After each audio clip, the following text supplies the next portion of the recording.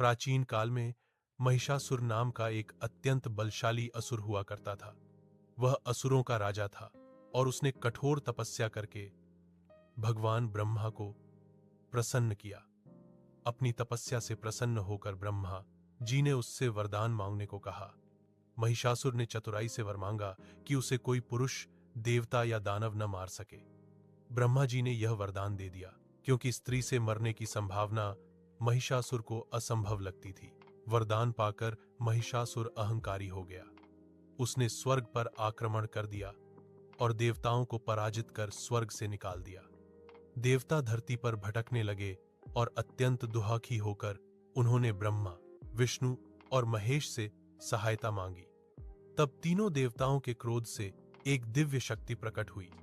ब्रह्मा, विष्णु, शिव तथा सभी देवताओं के तेज से मां अंबा, मां दुर्गा का प्राकट्य हुआ। मां अंबा अत्यंत सुंदर, तेजस्वी और शक्तिशाली थीं। उनके 10 भुजाएं थीं, जिनमें देवताओं द्वारा दिए गए अस्त्र शस्त्र थे। भगवान शिव ने उन्हें त्रिशूल, विष्णु ने सुदर्शन चक्र, वरुण ने शंख, अग्नि ने शक्ति और हिमालय ने सिंह प्रदान किया। मां दुर्गा सिंह पर सवार होकर महिषासुर से युद्ध के लिए निकल पड़ी। महिषासुर और मां दुर्गा के बीच 9 दिनों तक भयंकर युद्ध हुआ।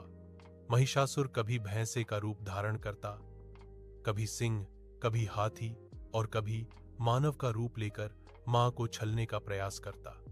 परंतु मां अंबा उसकी हर चाल को समझ लेती थीं और उसका सामना करती रहीं। युद्ध के दौरान मां ने चंड, मुंड, रक्तबीज जैसे अन्य असुरों का भी संहार किया। अंततः 10वें दिन महिषासुर भैंसे के रूप में मां पर आक्रमण करने लगा। उसी समय मां अंबा ने अपने त्रिशूल से उस पर प्रहार किया। जब महिषासुर मानव रूप में बाहर निकलने लगा